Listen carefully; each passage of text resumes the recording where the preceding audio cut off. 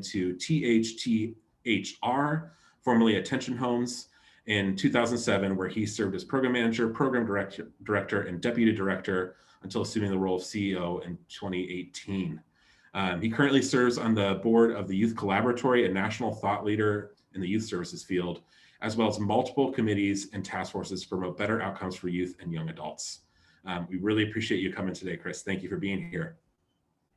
And last but not least, we have Cameron Van Fossen. They are the executive director of Y2Y Network. They hail from Milwaukee, Wisconsin, and bring nearly 15 years of experience in nonprofit management, fund development, program development, and near peer and positive youth development models to their role. Cameron's roots are in direct service, youth work, and community organizing. The greater part of their career has been spent in senior management roles for homeless youth and youth-focused agencies. Cameron brings particular prowess around guiding organizations through the transition from founder to CEO and startup growth stages of the organizational life cycle. They are passionate about the rights and power of the LGBTQ+ youth and interrupting the disparate rate at which queer identified youth experience homelessness. So thank you to everybody for joining us. We have a powerhouse of a panel today. And did I do okay introducing you guys? Is there anything else you want to add? Okay, cool. So I want to start us off with some questions here. And if you're in the audience, please feel free to send in questions. They're going to be compiled throughout our discussion. This doesn't have to be us lecturing you. Please send in your questions and they'll get directed to me and I'll ask our panelists. So first question, and I kind of want everyone to answer this, and we'll start with Cameron. How often are homeless youth in your community able to access higher education? Can you guys talk a little bit about the intersectionality between these two issues and educate our audience today about what it looks like in your community? Absolutely, thank you, Ben. The simple answer to this question is not enough. If you believe, like I do, that every young person who wants to should have access to higher education, then even one instance of a young person facing barriers in college access and affordability is too many. About 29% of the young adults who experienced homelessness in the greater Boston area in 2017 were enrolled in college or another educational program at the time that they were experiencing homelessness. We have guests in our youth-run youth homeless shelter who are currently enrolled in school and, talk a lot about how difficult it is to be successful in school. We also have young people who are interested in enrolling in school who face, barriers, economic barriers, barriers actually to just like access to the kinds of forms and financial aid access and all of the logistical aspects of just the application process also are barriers for some of our young people. And then obviously, for those who are already in school, the challenge of being in college and the rigorous schoolwork that's necessary to be successful is that barrier and challenge is compounded by not always knowing where they're going to be for the evening. And we hear young people talk about trying to find space in like an empty communal room in a dorm to sleep until security kicks them out. So that obviously is a huge challenge on top of all of the other challenges that just come from being a person who's in a really critical stage of, development age-wise, and also taking on the challenges of being enrolled in school or trying to get enrolled in school. And a lot of those challenges are also exacerbated by the circumstances of the pandemic as well. I imagine, yeah, absolutely. Jillian, why don't you take us next? Yeah, I completely agree with what Cameron just said. In addition, so with my organization at SchoolHouse Connection, we actually have a youth leadership and scholarship program where we provide direct aid to 10 students, and we're able to help them graduate from high school and enroll into a post-secondary education. And we find that while we're able to help these 10 students, so many students across the country don't have that support. They don't have someone who's there to help them fill out the financial aid, help them fill out college applications and choose room and board and a meal plan and all those sorts of things. And so again, just want to reiterate that there are a lot of barriers for students experiencing homelessness, but I'm very happy that we can provide that direct service and that help, because we know that that's what these students need the most.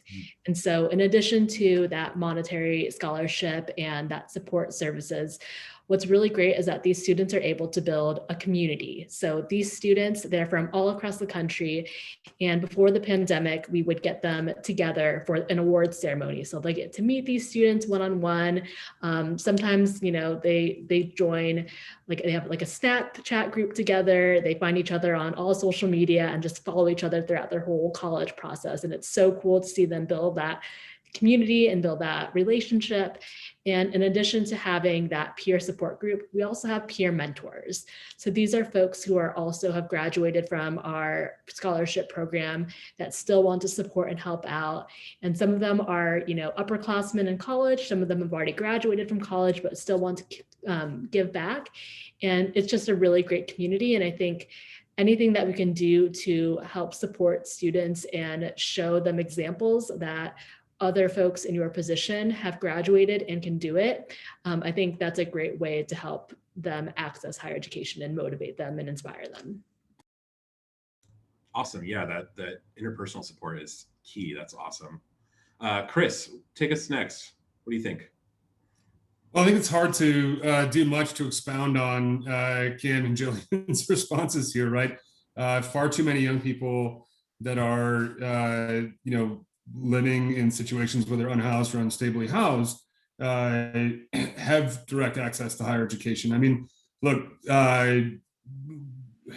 we have shelter systems across the country for young people.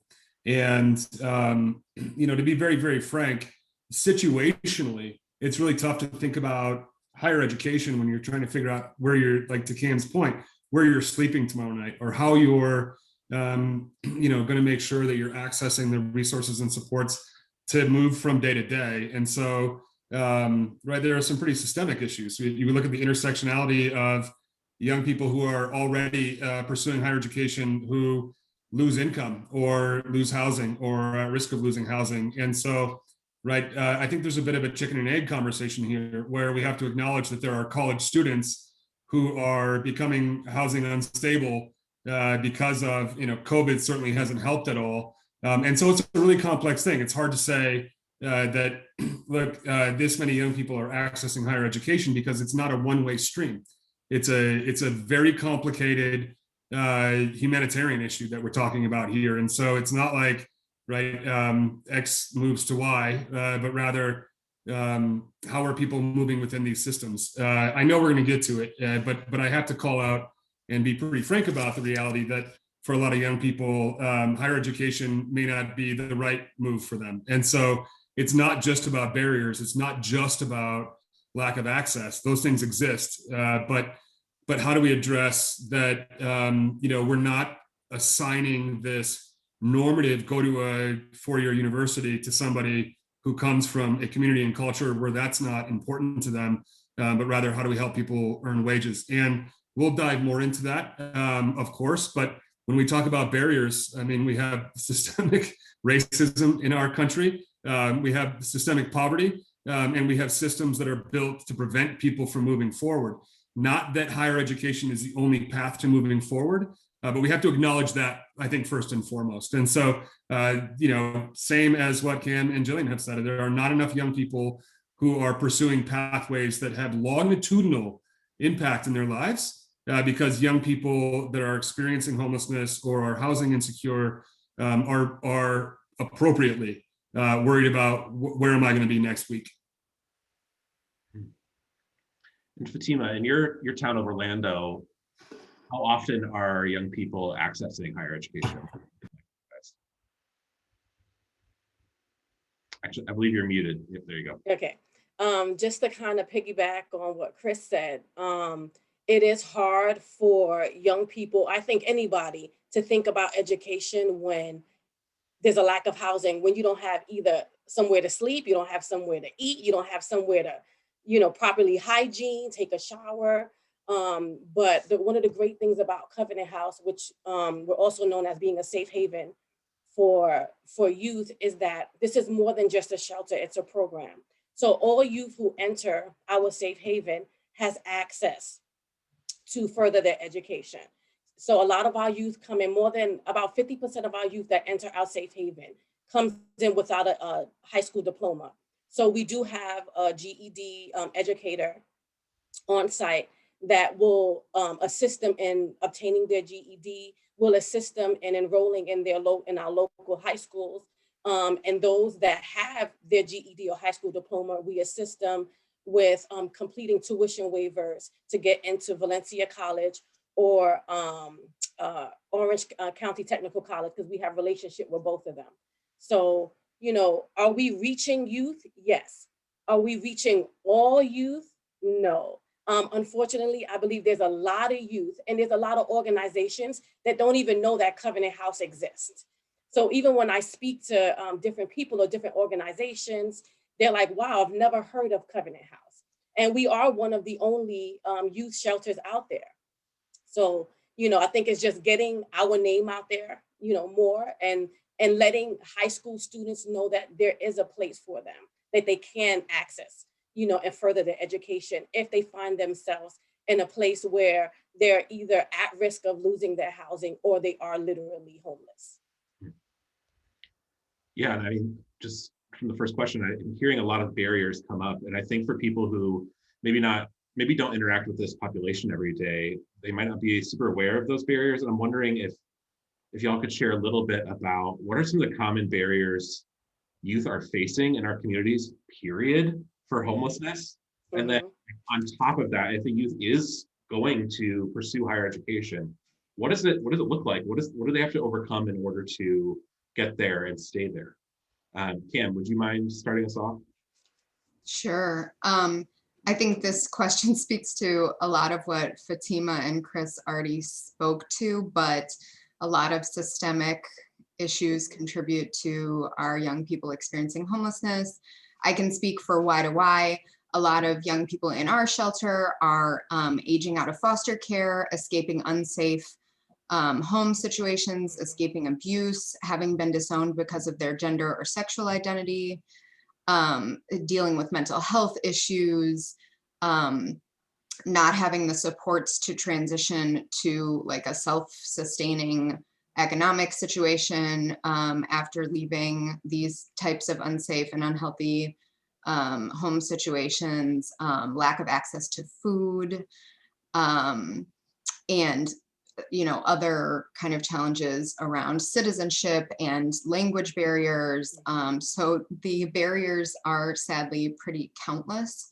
But I think when, part of Y2Y's mission is to not only deal with kind of the barriers that our young people are facing on a day-to-day basis through case management and permanent supportive housing and other things like that, but also to do advocacy work and legislative level work around some of these issues to try to address more of the root cause.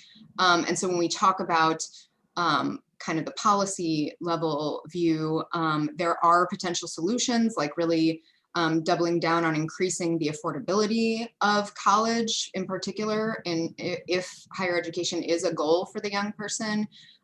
Free and debt-free higher education options would be really wonderful for our young people.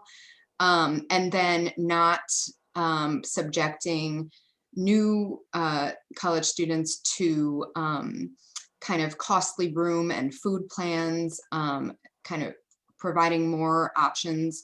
But I do think that the point that Chris made earlier, that higher education is not the right choice for everybody, and higher education is not a guarantee to a self-sustaining income later in life in the way that maybe it used to be, and not everybody's interest or kind of just like personal goal and personal orientation is a really poignant point that we would be remiss to not consider.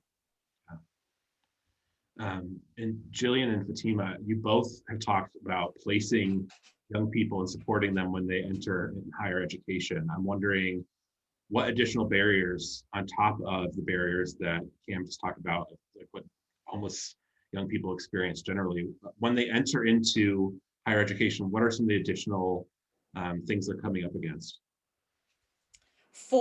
I can say that some of it is the simple things of kind of undoing what society has told them they could not do. And I think, Cameron said a lot as far as barriers in food and, hygiene and clothing. But one of the biggest things is encouraging them and letting them know that they can complete it if that is a goal. She touched on the, systemic racism and how that plays a part because unfortunately, ethnic or African Americans, they hold a higher percentage of the homeless community and even with our youth. And they're coming in here with the barriers in their mind that they cannot succeed, that they cannot obtain a higher education. So yes, do we help them with filling out applications and getting their GED? But first, we have to help them with the mental aspects first and letting them know that you are capable of succeeding. You are capable of doing more than what society says that you can do. Yeah, and I want to add like two specific barriers and pieces. So the first one, I agree with what all has been said before, but specifically homeless youth face a lot of barriers with filling out financial aid. And so within my role, I've already received about 15 messages this year with students, liaisons, or higher ed professionals emailing me inquiries about the financial aid process for homeless youth. And we know financial aid is super confusing to begin with, but for homeless and foster youth, it's even more confusing. And in 2016, the Government Accountability Office actually released a report that highlighted some of these issues. And so one being extensive documentation. Homeless youth need to provide documentation that sometimes financial aid will not accept it or they'll ask for more documentation.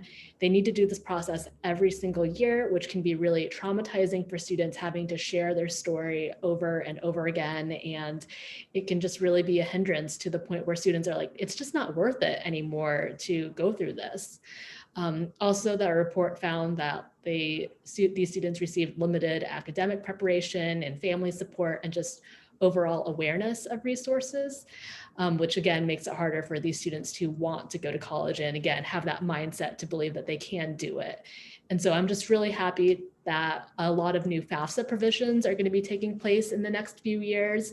And so that bill just was signed at the end of 2020, and they will go into effect 2023, 2024, which seems like a long time, but it's actually for the FAFSA that will be coming out for 2021. So it's sooner than we think.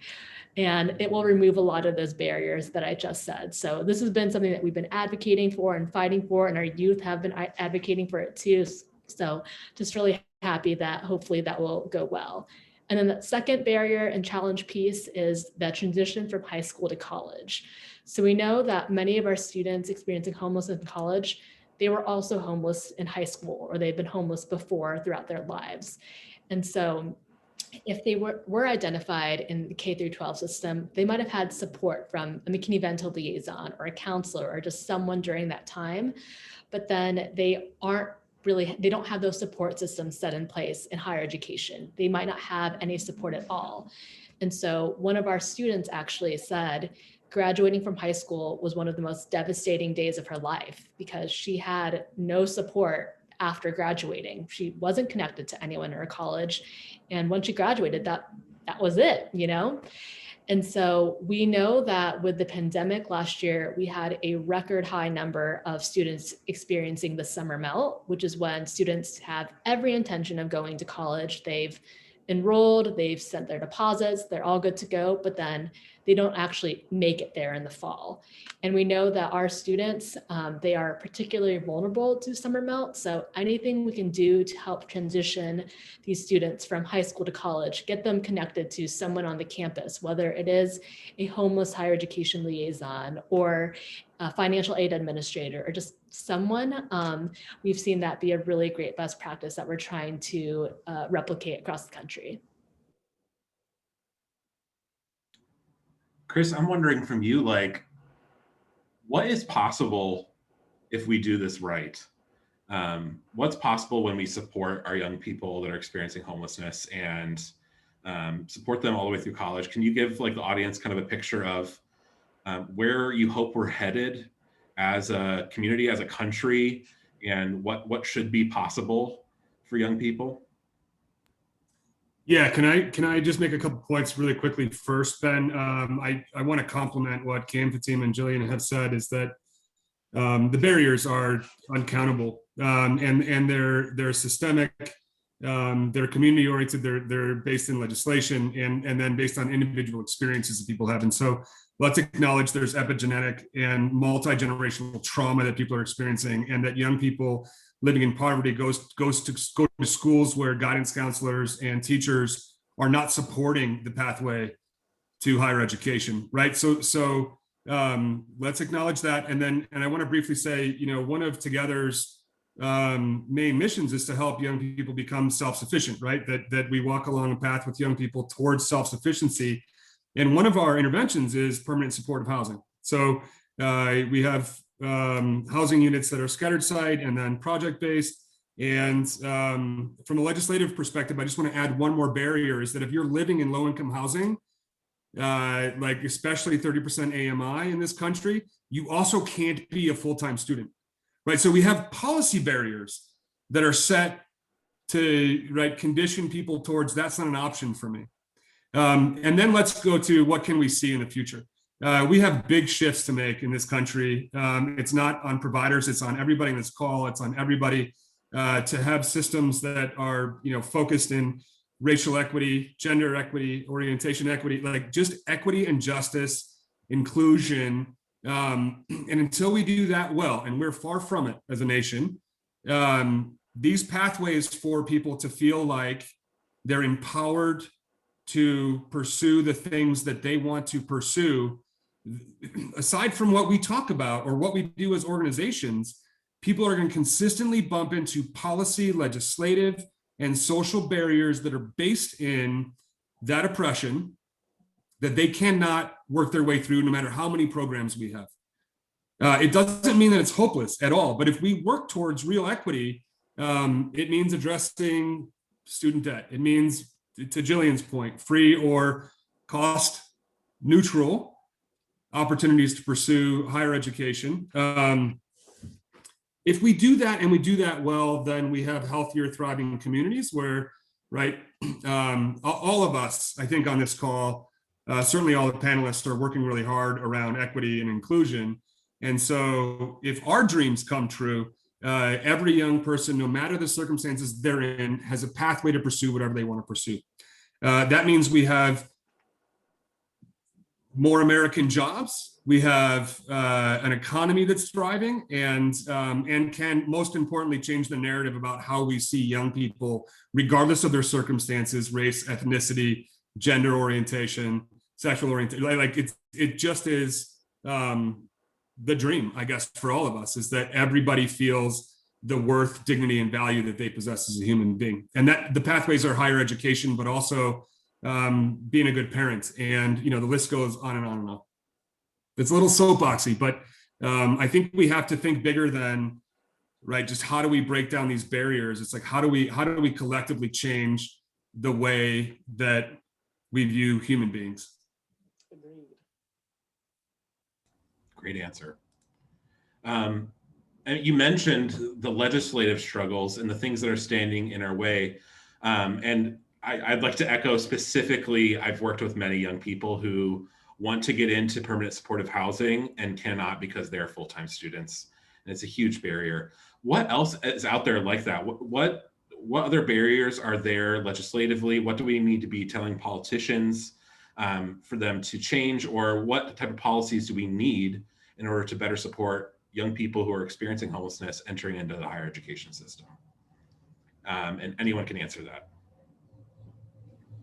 I can jump first. Just one thing that we've been pushing for is the definition of homelessness. So right now, there are two definitions of homelessness, one with HUD and one with the Department of Education. And with here at SchoolHouse Connection, we typically use the Department of Education definition because it is lacking a fixed, regular, and adequate nighttime residence, and it's more broad than the HUD definition.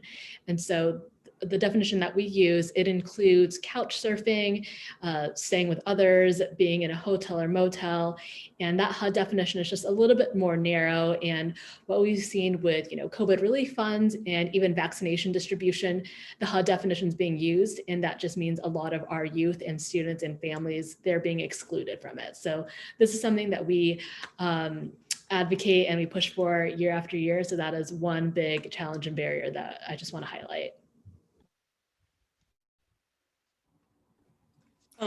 I think we need to, in a perfect world, like increase permanent supportive housing. I have a lot of youth that come into the safe haven, and their mental health is a barrier to them living independently.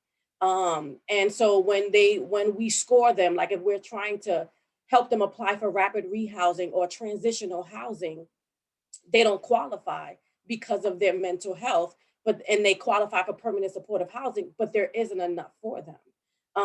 And even shelter-wise, of course, COVID, we had to decrease the number of beds that we have. So, which means we decreased the number of youth that we were able to serve. So there's just not enough housing out there. Transitional, not enough permanent supportive housing out there for.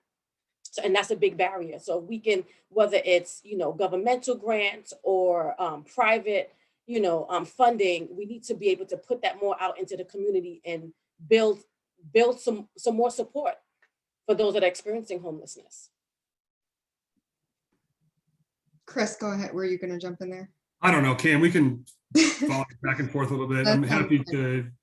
Yeah, I was just going to say, relative to the work that we do at Y2Y, we specifically focus on the young folks in our shelter who are LGBTQ+ identified and come from other intersections of oppressed identity, because we know on a national scale, 40% of young people experiencing homelessness are LGBTQ+, and they face not only, the issues of aging out of foster care, escaping abusive home situations, being disowned for their identity, but they also experience bullying and harassment in adult shelters. And they also are experiencing, young people experiencing homelessness in general are experiencing culture shock in homelessness in a big way. They're not folks who've been experiencing homelessness for 20 or 30 years. So they're at a critical developmental stage. It's a critical intervention point in terms of their age. And something that we really pride ourselves on at Y2Y is providing a uniquely inclusive and affirming shelter environment for young people of diverse identity. Because we know also from research that just using someone's correct pronouns and affirming their gender and sexual identity can help mitigate some of the mental health kind of contributing factors that kind of act as barriers to their self-sufficiency and their long-term well-being. Well, amen, Cam. This is let's throw some data behind this, right? Let's talk a little bit about what we actually know. We use in this field, industry, whatever, right? People that are supporting young people on their path to self-sufficiency who are in pretty unfortunate circumstances, and largely no fault of their own, because they've been treated poorly by adults and systems, let's be frank, and peers often, to Cam's point. If you are a queer youth of color in this country, specifically an African-American youth identifying LGBTQ+, you are 4 times more likely to have an episode of homelessness than your cisgendered, straight, Caucasian peers. That is a huge problem. We know that to be a true story. And so when we talk about 40%, gosh, how many young people are showing up to a place where there are adults with clipboards asking very personal questions and answering that truthfully? So we know the scale is significantly higher than the data that we have, right? So we're talking about like raw sort of entry points, and 40% is probably significantly less than the reality. In our country, Voices of Youth Count through Chapin Hall did a big study over several years to identify the root causes. What are the interventions that work? Why are young people homeless? If you are a young person living in a rural, suburban, urban area between the ages of 18 and 24, you have a 1 in 10 chance of being homeless, experiencing homelessness. If you're an adolescent between 13 and 17 years old, you have a 1 in 30 chance. So why aren't we addressing this as a public health issue? Why aren't we addressing this at large scales? And I think it's because we just accept that these barriers exist, and we're not collectively pushing well enough into the policy to change that. To higher education, like to get back on point, and to use an anecdote, we have met so many amazingly brilliant young people that have so much opportunity to do great things. And often, if not almost always, the reality is that there's so few people telling them that, right? So we look at PSH, for example. I think we have in this country a few hundred units of permanent supportive housing for transition-aged young adults that are of college-aged young adults. Back to Fatima's point, it's like there's no way that we can actually address this issue without the underlying foundational need for safe and stable housing. And so to talk about higher education for young people who are living in shelters is a disservice to the reality that we need to make sure that people have a long-term safe place to live, and that there's policies and legislations that support them pursuing their dreams.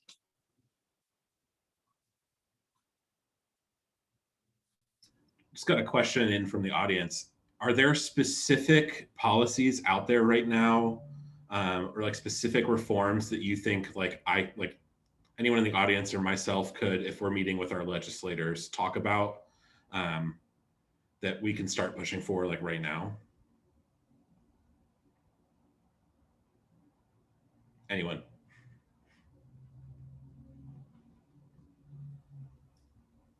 Well, nobody's talking, so I'll go.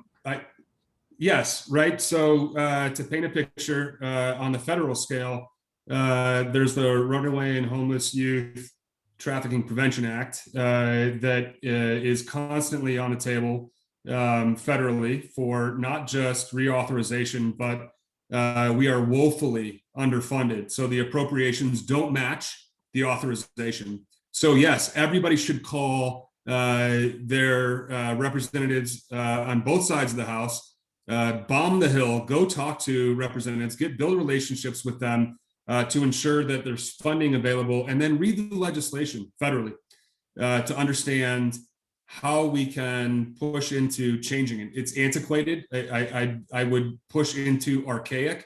We still use the word runaway, which is really unfortunate for young people because it places the blame on a young person who left a situation that was really unsafe and unhealthy. Rather than them being survivors, they're painted as victims. We need to move away from all of that legislatively. So if we work our way back federally, yeah, the big changes are, let's talk to HUD about this qualification for young people in permanent supportive housing, that they can't also be full-time students. That is an opportunity to provide a subsidy in housing, and then a young person has access to higher education, to bring it back to the conversation a bit. And at the state level, yes, get to know what opportunities there are. There are only, I think at this point, 5 states that have an act and have legislation with a fiscal note attached to it that works towards ending youth homelessness, and all of the accompanying barriers, and let's legislate opportunities for young people. I can speak a little to policy on the state level that we're involved with from an advocacy perspective. And for our young people, there are things like laws allowing unaccompanied homeless minors to consent for housing and services. So a lot of barriers to access to services are stemming from young people needing their parents or their parental units to consent to them registering for those services. And as I mentioned, a lot of these young people are not in contact with their parents, are fleeing unsafe home situations. So laws empowering unaccompanied minors to consent for routine medical care, to consent for housing placement. There's also, laws around that kind of serve as a barrier to young folks experiencing homelessness graduating from high school related to mobility. So there's, a push to disaggregate data based on homelessness among high school students. We've already talked a little bit about policy relating to access to higher education for young folks experiencing homelessness. I think those are the main ones that come to mind from our perspective at Y2Y. Yeah, sorry, I was trying to find items to put in the chat. So let me put in one thing. Oops. I don't know if I can. I'm going to send it, and then if you can send this out to everyone. With the COVID-19 relief bill, we are working to have folks call their senators to make sure that there is direct support needed for children and youth experiencing homelessness. So hopefully that will get put out in the chat box soon. And so we have a really easy, you can just kind of different steps and just buttons that you can press, and we'll have a template that will get sent out to your senators and everything. But on a state side, and I have another tab that I had, but I just lost it. We have compiled a few states that have laws for students experiencing homelessness, for college students experiencing homelessness. But as Chris said, there are very few that actually have funding that goes along with it. But if just to kind of talk through some of the pieces that we're seeing some states do to support these students, it's having a homeless higher education liaison. So again, I already said that in the K through 12 system, there are all these supports that are set in place for students experiencing homelessness, but in the college level, that just doesn't exist. And so these homeless higher education liaisons are super great because they mimic that support service and can bridge that gap. They also help support with financial aid, finding resources both on and off campus. Other state policies that we're seeing are in-state tuition or tuition or fee waivers. We're seeing other institutions create, housing plans. So we know a lot of students, before the pandemic, they would have on-campus housing, but then over the holidays or over the summer, they need to find a place to go, which how can they do that? And so in California, they have a law that asks the colleges and universities to work with the students to help identify different break housing or to actually have some sort of on-campus housing available for these students. So we really work with various states to support these advocacy measures. And what we typically tend to find as well is that there might be support systems in place for foster youth already. And so we can try to tag on to add homelessness to current legislation in the state to add in homelessness, since we know that there is a lot of overlap between those communities and since those systems are already set in place. But if folks are interested in state policy, please let us know. We're happy to help out. We're building our team for 2022. So if any states are interested for any sort of homelessness policy, please let us know. So, here in Florida, we have the McKinney-Vento Act. We have the Florida Statute chapter where any youth can, go to college. Like I mentioned before, we have a relationship with Valencia College, Orange Technical College, and we can just write a referral letter, and their tuition will be waived. I think what we can fight to change is the qualifications for rapid rehousing or transitional housing. Because of course we can have all these acts for education. We can have all these things put in place to waive the tuition for youth to go to school. But if they don't have any housing, then it's counterproductive. So like when we're completing applications for rapid rehousing. If they haven't been homeless for a year, they don't qualify. If they've been homeless, but they don't have mental health, they don't have DV, they haven't been sex trafficked. If they haven't experienced all of these high measurements, they don't qualify. So we're not really helping everybody. It's like there's these stipulations that we have to kind of jump through, hurdles we have to, jump over to try to help our youth gain housing. And I think if we can lower some of those barriers through HUD, we can reach way more youth than we're reaching right now.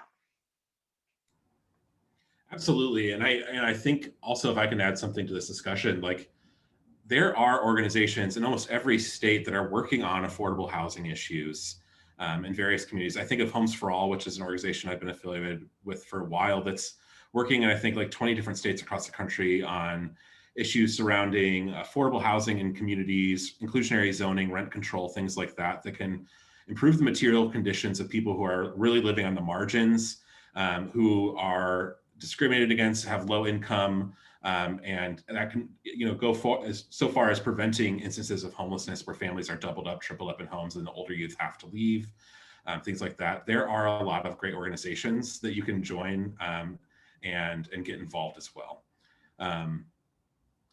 Jillian, you kind of brought up specifically that bill, like the COVID bill that's in Congress right now.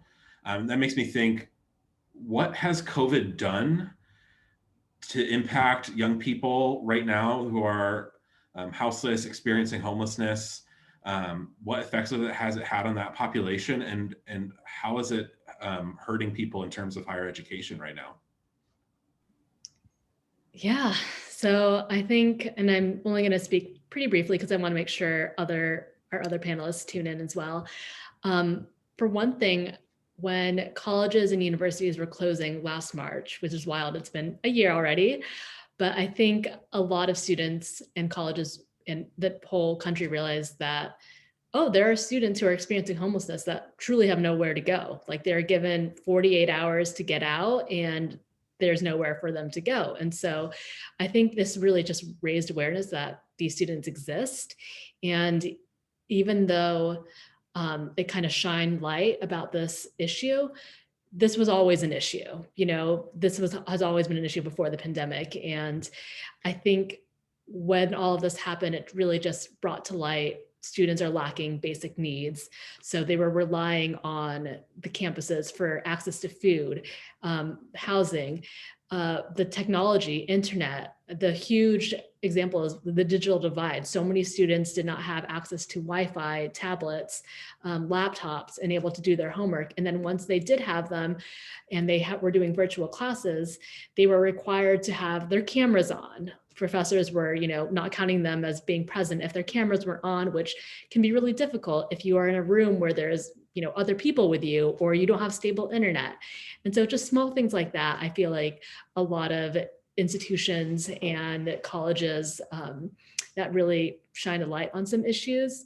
And I think other things too with the pandemic, with financial aid and everything, just a lot of students had to consider, like, is it even worth to pursue college right now? Like, should I even go back if this is not going to be, a true college experience of what I thought this money that I paid for, that I've worked for, to be? So those are a few things, and I'm sure the other folks have other things to say.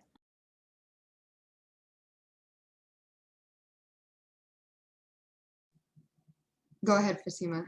Okay. So yeah, just to piggyback on what Jillian said, I know what we've encountered was the internet was a big barrier. There were companies that opened up, internet access, and low income families were able to get free internet, or at least it was low. The pricing for it was low, but it did not solve the problem for the youth who did not have housing. Because yes, you can give me free internet, but if I don't have a house to connect to the internet, it didn't solve the problem. And then places that they would normally be able to access internet and free Wi-Fi, like the libraries were closed.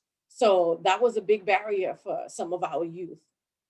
And being able to complete school was just access to internet. This has been spoken to a lot already, so I'll be really brief, but as Fatima said earlier, access to higher education is one thing, but once you get in, you gotta be successful, and not having housing is obviously an impediment to that. I can say from the perspective of our young people at Y2Y, there were very few guests considering higher education prior to the pandemic, and that number has become even less, smaller in the context of the pandemic. I think also the point that Fatima made about like just public spaces that were formerly available to our young people to spend the day in are not any longer, including libraries. And I think that has ripple effects on mental health that we will be unpacking for years to come, just the lack of access to public spaces and what public space means to folks who are experiencing homelessness, and how seminal and important it is to their having somewhere to be during the day. I think most of our young people, just like as a small example, in the context of the pandemic, we give out unlimited bus and subway passes because a lot of our young people ride the subway back and forth all day until they can come back into the shelter space. Luckily, we've been able to open up daytime programming and find other ways to be creative to help solve for that issue. But the lack of access to public space is a really big ancillary issue to just all of the other compounded barriers that young folks are facing. So yeah, and I can only imagine, we have very few, again, guests who are actual students, but the pandemic is hitting low income students particularly hard. We saw that really evidently in early March of 2020 when, universities and campuses closed their doors and sent people home. And a lot of folks were saying, especially, here in Cambridge at Harvard, we were saying, hey, our low income students don't have the means or resources to even get home. We can't get people back to where they need to be. So yeah, again, the pandemic has only compounded those issues for those low income students and homeless students, of course, as well. Yeah, I wasn't going to say much, but then Cam, thank you for teeing it up for me. There were hundreds of thousands of young adults that were sent home when COVID started, and sent home from universities and college campuses and college communities. What we're talking about is experiences of homelessness. And so sending somebody who doesn't have a home doesn't work. And so, right, like play this out for just a second, because I think it's important that we recognize not just the large systemic issues, which are really critical, but the individual issues, right? Our largest protective factor as human beings is community, a sense of belonging, our resources, our friends, and so imagine for a moment working your butt off to get to a place, despite all the barriers that we've already talked about, where you have that community and you have solid footing and you're pursuing something that's important to you. And then your next option is to live in a shelter because there's no other alternative. And try to imagine in that context, going to class, right? Like even if all the barriers that have been discussed about internet access or going to class on Zoom in a shelter, even if those didn't exist, like, come on. That's the COVID impact, is that it has pushed all of us. And imagine if you didn't have family or a roof over your head, like many of us on this call do, it has pushed us into isolation. I have a family, I've got great friends, I've got a number of people that I work with and colleagues, and I'm isolated. I have been isolated through this experience of COVID. And so how do we turn from, whether it's higher education or humanity, how do we turn from this place of isolation to a place of acceptance and a place where people feel that sense of belonging that's critical to all of us? And COVID has renewed, to everybody's point here, renewed our awareness and brought attention to that reality, and limited our ability to do anything about it right now. Right. So again, to my first point is like, how on earth am I supposed to go to school if right, I don't know where I'm sleeping tonight. Right, it's just the farthest thing from people's minds, and whether we want it to be or not doesn't matter. So in interest of time, we have to wrap up our panel portion of the evening. Just as a last thing, I'm wondering if everyone could share, what can the general public do in order to support what you guys are doing and your mission? And what can they do, what can the average person do to support a young person experiencing homelessness and pursuing higher education?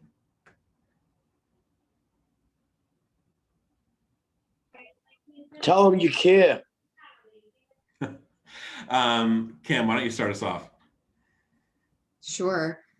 In terms of supporting our work at Y2Y, so what, just to like give context, what Y2Y is we're a network of youth-run youth homeless shelters. So we operate in a near-peer model with emphasis on youth voice. We practically apply feedback from guests in our space to improve the way we do our work in our shelter. And we also provide a uniquely affirming and inclusive space for folks of diverse identity across gender, race, religion, etc. In order to support us in specific, we have sites in Cambridge, Massachusetts, so in serving the greater Boston area, as well as in New Haven, Connecticut. Our website is Y2Y, the letter Y, the number 2, the letter Y, network.org. And you can get plugged into some awesome work that we're doing. We also provide avenues for our guests to be involved in advocacy work at the legislative level, and are, just really excited. I'm personally really excited to be here today. Also, my work email is Cameron, my first name, at y2ynetwork.org. I'm happy to connect with anybody who has further questions about what we do, or wants to get involved in any way. I think those are the two easiest ways to get involved with our work. I think the question about how to help youth who are facing homelessness in accessing higher education is a really broad and hard question to answer on an individual level for folks, but I think in my mind, some of the legislative and policy level stuff that we've talked about, getting involved in that, advocating within your own state for policies that reduce some of the barriers that all of these wonderful panelists have mentioned today, is probably a good way to get involved. And then just with like local organizations and nonprofits like are represented here, who are working so hard to reduce those barriers to access and support young people experiencing homelessness. Yeah, I just want to echo advocacy on all the different levels. If you are part of an organization or an advisory board or any sort of task group or support group, always making sure that youth voice is represented and that you are, that they aren't being, just making sure that you're compensating these youth as well and not like exploiting them for their time and everything. And so that's one big thing that I think would be important to include. And something that we haven't mentioned yet at all, and I just want to include it too, is that parenting youth should also be involved in the conversation as well. 1 in 5 college students are also parents. And so that is a population that I think is often forgotten about. And so just want to highlight that. In terms of other ways to assist and help, I mean, we shared a link on the chat group, but again, if you are interested in specific state policy advocacy, feel free to email us. And my email is jillian@schoolhouseconnection.org. Another, again, just building partnerships and continuing to share stories and letting folks know to elevate and raise awareness on this issue, that it's not just happening because of COVID and that these issues have happened way before COVID. And so, which made up for a lot because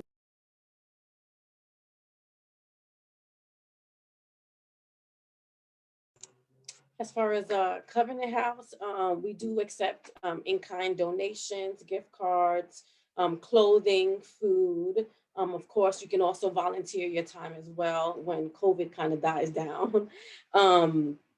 We also we want to, like, you know, just push awareness. Like awareness is just raise awareness in your own community, in your own neighborhood, in the schools that your kids attend. Like raise the awareness about youth homelessness, and share the knowledge that you guys have received here today.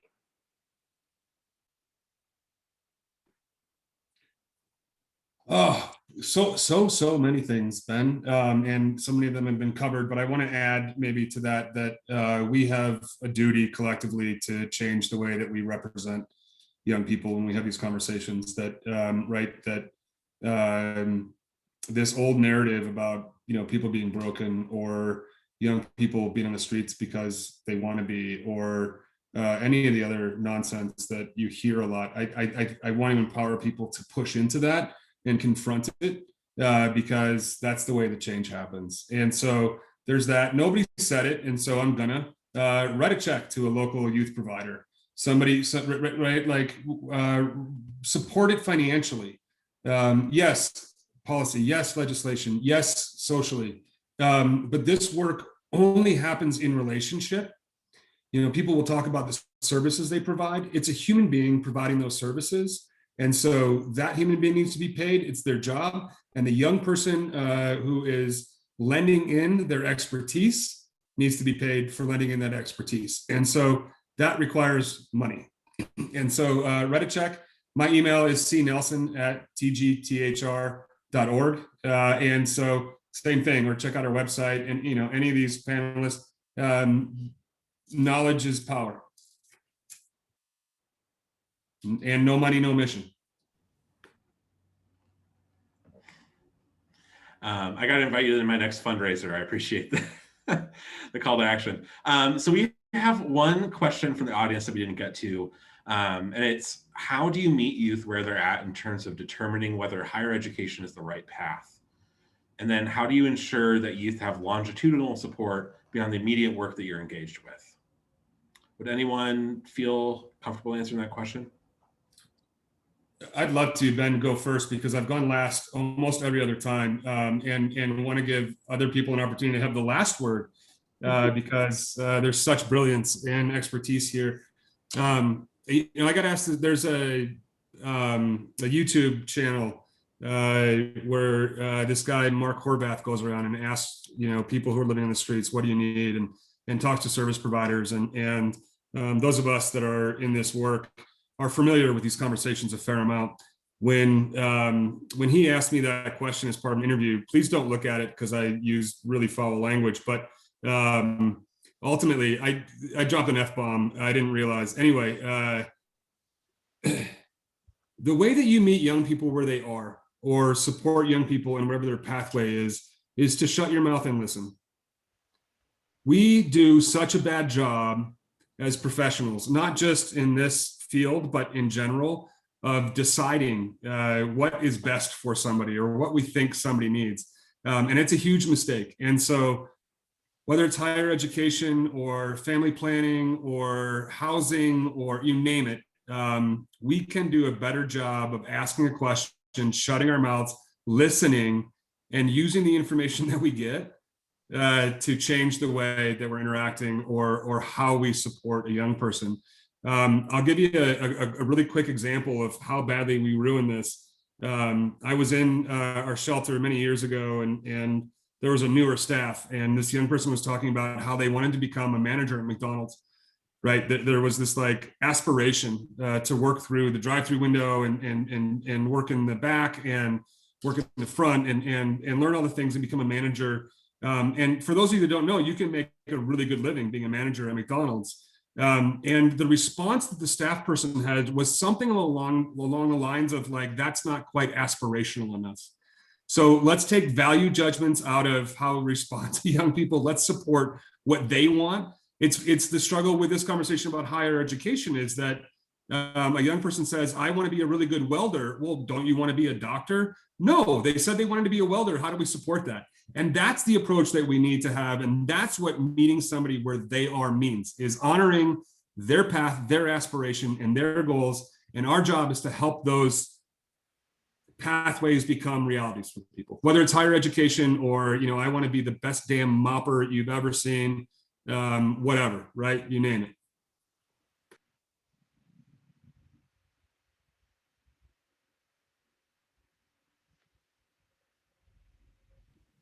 feel like you said it all, Chris. Like, I'm not sure if anyone else has anything to add, but yeah, just I think you said it all. Just listening to the students and youth and letting them guide the conversation, just being there for support.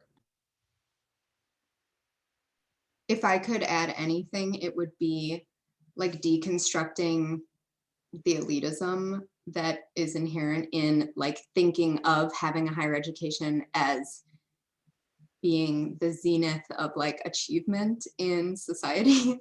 And acknowledging that old mores may not apply in terms of like having a higher education doesn't guarantee you necessarily a higher income in today's society, and that higher education is not a panacea for economic kind of insecurity. I think that's what I'd add. We had another audience question come in, and this will probably, for the interest of time, be the last question. So how do you mitigate the redundancy and effort of different services, toolkits from the feds to state and then interstate level? Is there a lot of redundancy in nonprofit systems, in what we're funding, and how do you mitigate that? Chris, it seems like you have an answer. And I always have an answer. It doesn't mean that it's got any value at all. I want to be really clear. It's an opinion or a perspective. There are significant redundancies. I think, you point back to a comment that I made earlier about data and understanding the way young people are moving through these systems. Until we can figure out the right way to understand the way that young people are moving through systems, and I want to be clear that providers that are supporting and working with young people experiencing homelessness, we are a system. We have not been acknowledged necessarily as a system, but you look at the context of like somebody goes from the foster care system, is sort of railroaded into the juvenile justice system, turns 18, and then is railroaded into the youth homelessness system. And then, federally grants support a young person in a shelter for 21 days, and then they go to a shelter in another community. Yes, we're fooling ourselves. We think that we have efficiencies within these systems. It's all duplicated efforts and redundancies. You talk about Y2Y, just as an example. How do we work with a young person in Boulder and make sure that they have that connectivity to the programming that Cam is involved in, right? That there's a connection that happens, and we fail at that universally, time and time again. And so we see young people that bounce from shelter to shelter to shelter to shelter to shelter, or program to program, with everybody trying to like help this young person achieve the same outcome. It's not, I know that's an oversimplification, but it's an example of the way that we look at this giant social problem is wrong. And if we can get 1 million people through vaccine lines, I don't know why we can't get 1 million young people into housing if we work together. And that's our, like, we've changed our name recently to Together, because it takes all of us. And that's the thinking that we have not done well.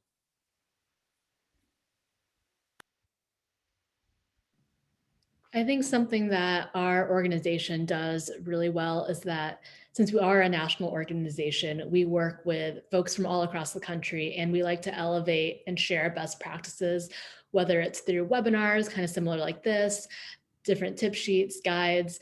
We're not trying to, reinvent the wheel. We know what might be doing really well in one state. That might just be that missing piece that can move mountains in another state. So we like to do a lot of sharing and create communities of practice.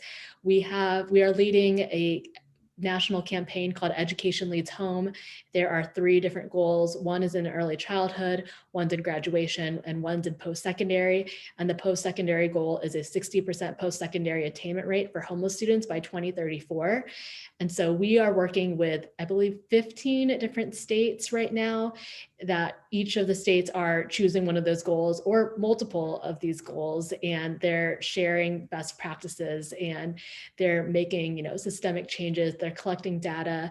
And so we're going to be, it's almost a year with this community of practice. And so I'm really excited to share what we've learned so far. And that's something to keep a lookout. And again, I'll put the link here if folks are interested in tuning in. I actually had this conversation with a colleague of mine yesterday, and my thought is, how do we combat the redundancy? I think that instead of people trying to reinvent the wheel, partner with someone that's already been doing it, that's been successful in doing it, that's done the research, that has the data. So instead of investing all this money in a new nonprofit organization to help homelessness, take the funds that you've raised, put it into the organization that already exists, and partner with them.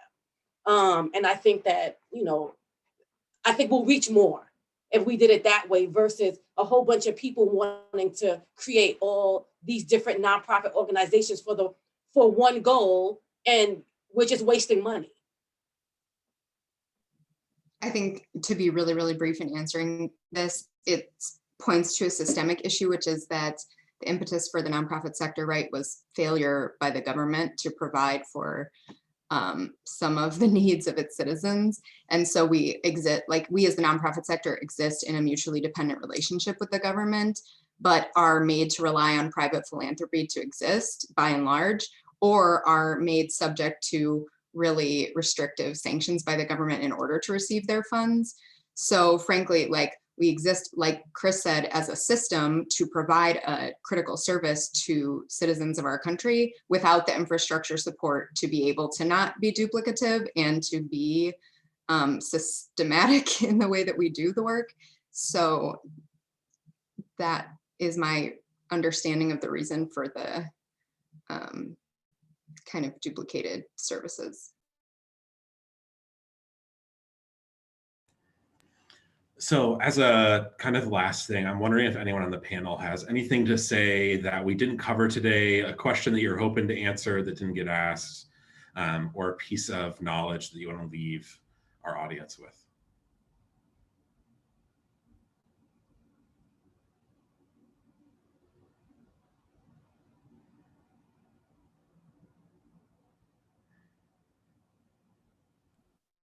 I'll bite that. I'll take a little chunk off of that one. Human beings are not that not everything is possible. Wait, Chris. Can you say it again, Chris? You broke up a little bit, sorry. Oh, it's that time of day where my internet's not great, of course. Let's stop convincing ourselves as a society that people are broken. They're not. That if we believe in endless possibilities, they can happen for human beings.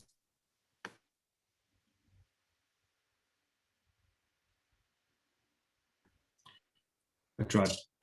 You did great. Well, if no one else has anything to say, I'll end it with homelessness, especially youth experiencing homelessness. This is a solvable problem. This is a problem that doesn't have to exist. There are tangible policy reasons why it exists and inequalities in our country about why it exists. And we could fix this in a year if we wanted to. And so I just want to leave that nugget as you're interacting with people who might be underhoused, as you are volunteering at organizations like the organizations that are here, that this is not something that has to be, and we are choosing to let it happen. And so I hope in 100 years there'll be no organizations like this that have to do this work because our society is structured more equitably.